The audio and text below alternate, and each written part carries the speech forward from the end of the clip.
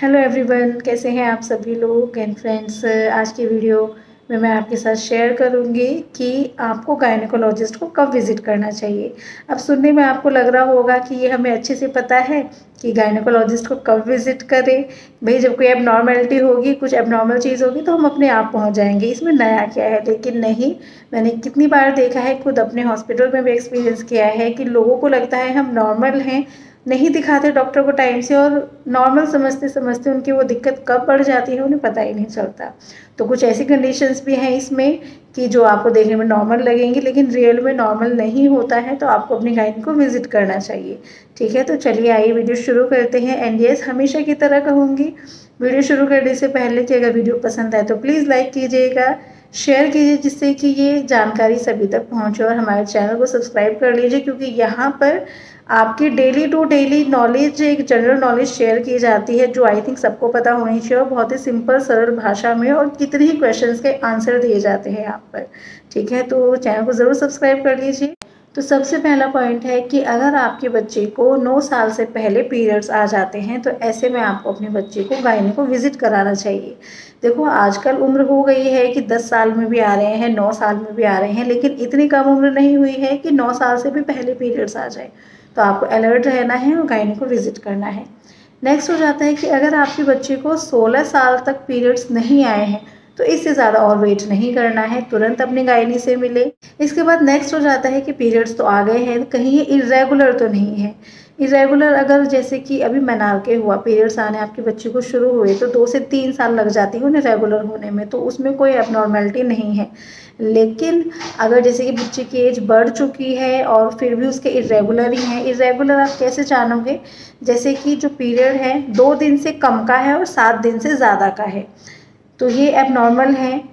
कुछ फीमेल्स को देखा गया है कि सिर्फ 1 दिन का पीरियड होता है लेकिन वो ठीक ठाक होती हैं, वो कंसीव भी कर लेती हैं, हेल्दी प्रेगनेंसी भी होती है। लेकिन हमेशा की तरह कहूँगी, आपका शरीर भी उनके जैसा है ऐसा मत सोचिए। 2 दिन से कम है तो आपको डॉक्टर को विजिट ज़रूर करना चाहिए।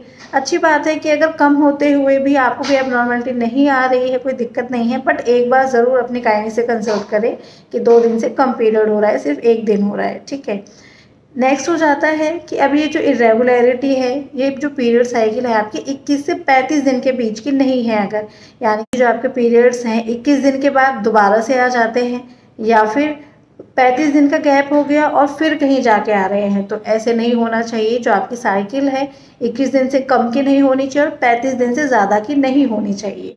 नेक्स्ट हो जाता है कि आपको हैवी ब्लीडिंग हो रही है। हैवी ब्लीडिंग आप कैसे समझेंगे, जो क्लॉट्स होते हैं बहुत मोटे मोटे थक्के से बने आ रहे हैं, एंड प्लस आपको हर 2 से 3 घंटे में पैड चेंज करना पड़ रहा है, तो ये आपका हैवी ब्लीडिंग में आता है।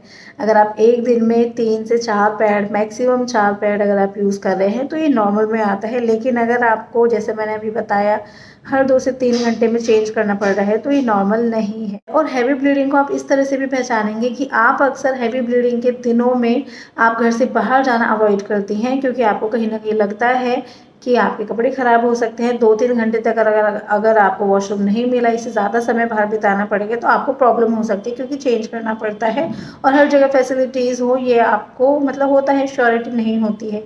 तो जब आपका घर से बाहर निकलने में भी ये लगे ना कि नहीं मुझे दिक्कत हो गई, तो दैट मीन्स कहीं ना कहीं आपकी जो ब्लीडिंग है वो नॉर्मल नहीं है। क्योंकि जो एक नॉर्मल पीरियड साइकिल होती है उसमें फीमेल को ऐसी परेशानी नहीं होती कि वो घर से बाहर निकलने के लिए भी 10 बार सोचे पहले।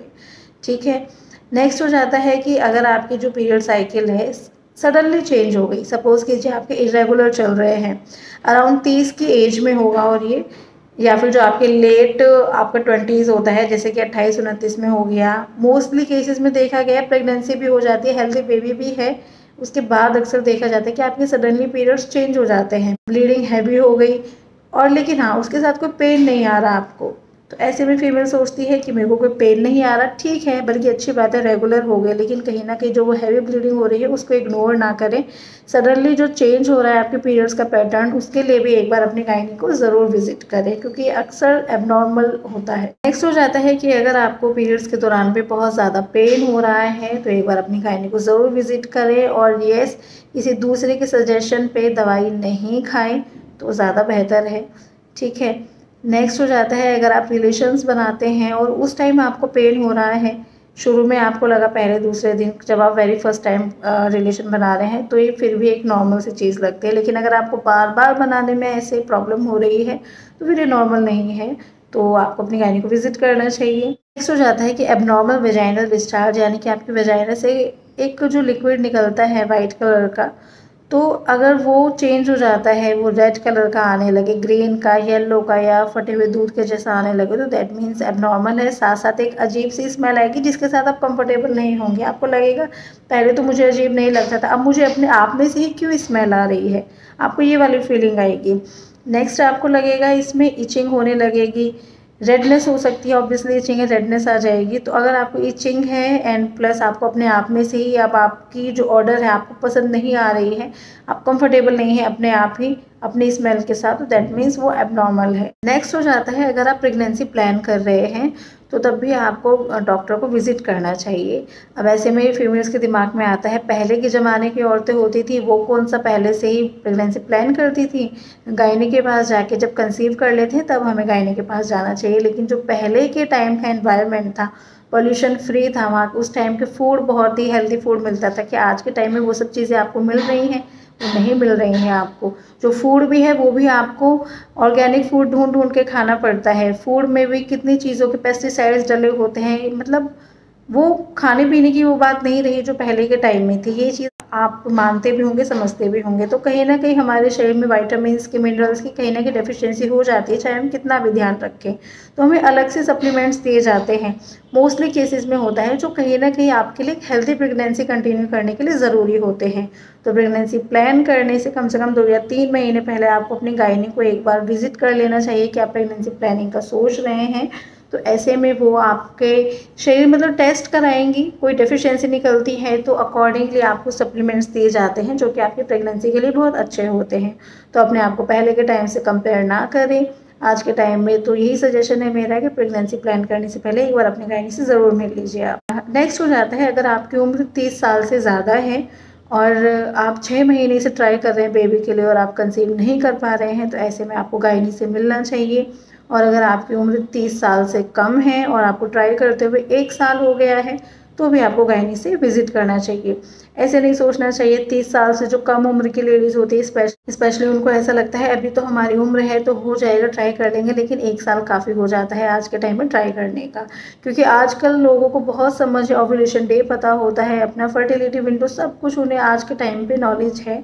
और ये सब नॉलेज होते हुए भी अगर आप कंसीव नहीं कर पा रहे हैं तो 1 साल का टाइम बहुत हो जाता है। आपको अपनी गायनी को ज़रूर विजिट करना चाहिए कि कहीं कोई और प्रॉब्लम तो नहीं है जिसकी वजह से आप उसका इलाज भी नहीं ले रहे हैं और आप अपना टाइम लंबा खींचते जा रहे हैं।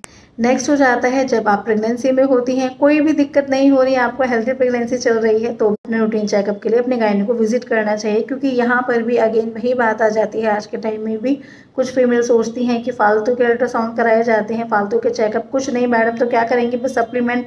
ये सब प्रैक्टिकली हम चीज़ें देख चुके हैं, समझ चुके हैं, पेशेंट की थिंकिंग जान चुके हैं। इसी वजह से मैं आपके साथ शेयर कर रही हूँ कि उनका हर बार का काम है कुछ सप्लीमेंट्स लिख देंगी और या फिर से एक अल्ट्रासाउंड बता देंगी, तो ये आपके बच्चे की हेल्थी प्रेगनेंसी के लिए ही है। और कुछ के दिमाग में होता है कि बल्कि आपको खुश होना चाहिए, आजकल इतनी एडवांस टेक्निक आ गई है कि कोई कमी अगर बच्चे में है तो पहले से ही पता चल जाता है, तो आपके लिए बहुत अच्छी बात है। ठीक है, आप उस टाइम पे आपके रूटीन चेकअप में अगर पैसे खर्च हो भी रहे हैं, लेकिन आप ये देखो कि आप एक तरह से बेफिक्र होते हो कि आपके बच्चे में कोई एबनॉर्मेलिटी नहीं है, सब कुछ ठीक ठाक ही होने वाला है। ठीक है, एंड उसमें क्या होगा, जैसे आप रूटीन चेकअप पे जाते हैं तो आपका जो बच्चा है उसका चेकअप होता रहता है, अल्ट्रासाउंड होता रहता है, तो पता चलता रहता है, फीडबैक मिलता रहता है कि भाई बच्चा ठीक ग्रोथ कर रहा है नहीं कर रहा। ऐसे समय पे भी कुछ फीमेल्स को ये शिकायत होती है या पहले के टाइम में कौन सा अल्ट्रासाउंड होते थे, तो और अल्ट्रासाउंड से नुकसान होते हैं, अल्ट्रासाउंड से कोई नुकसान नहीं होते हैं। एक्सरे से बचाना है आपको अपने आप को, अल्ट्रासाउंड से नहीं। अल्ट्रासाउंड आपके बच्चे के लिए बिल्कुल सेफ होता है।